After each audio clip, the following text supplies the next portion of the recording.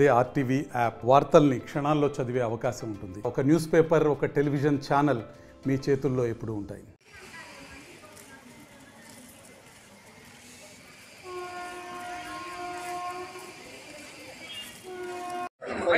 పక్కన పెట్టండి.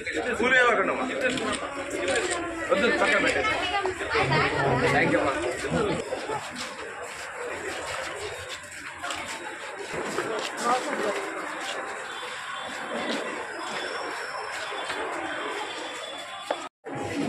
ఏ క్లాస్ అమ్మా ఇది?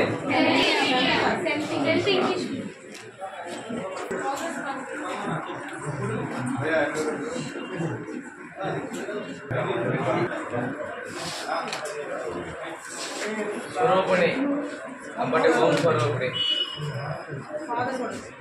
ఓం స్వరూపిణి ఎవరు?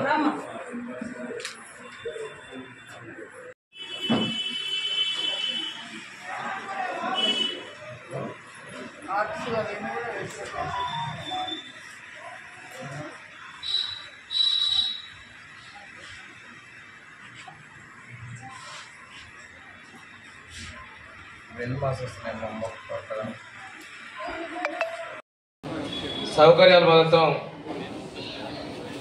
కల్పనలో ప్రభుత్వం అన్ని విధాల ముందుంది. ఒకసారి చూసుకుంటే 14-19 అన్నప్పుడే మనకి టాయిలెట్స్ కావచ్చు, అడిషనల్ క్లాస్ రూమ్స్ కావచ్చు, ఇవన్నీ మనం పూర్తి చేయించుకోవడం జరిగింది. ఇప్పుడు మళ్ళా కూడాను ఈరోజు మీటింగ్లో వచ్చేటువంటి ఇష్యూస్ అన్నింటి కూడా ప్రభుత్వం దృష్టికి తీసుకెళ్ళడం, వాటి పరిష్కారం చేయడం కూడా జరుగుతుంది. అదేవిధంగా తల్లిదండ్రులు కూడా బాధ్యత మధ్యలో కూడా వచ్చి చూడాల్సిన అవసరం ఉంది. ఆ ప్రభుత్వం వచ్చిన తర్వాత విద్యాశాఖ మంత్రి గారు లోకేష్ బాబు గారు ఉన్నారు. ఒక మార్పు అనేది తీసుకొని రావాలి అనే లక్ష్యం తీసుకొచ్చారు.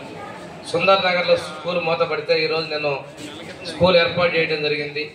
దాతల సహకారంతో కాలేజీలో ఏర్పాటు చేసేటువంటి పరిస్థితులు మనం తీసుకొస్తున్నాం. తప్పనిసరిగా తల్లిదండ్రులు అనేది బడికి పంపించడమే కాకుండా ఈరోజు పరిస్థితులు ఉన్నాయి. పిల్లలు ఇంటి దగ్గర నుంచి స్కూల్ సక్రమంగా వచ్చారా, మళ్ళీ చదువుతున్నారని చెప్పి అడిగేటువంటి హక్కు మీకుంది. ఒకవేళ ఎందుకు మానేస్తున్నారు, స్కూల్లో ఏమన్నా ఇబ్బందికర సంఘటనలు జరిగినాయా, అవి ఏంటి అని తెలుసుకొని చిన్నపిల్లల మధ్య ఆటలో సరదాగా గొడవ పడ్డా కానీ సమస్యలు పెరుగుతాయి.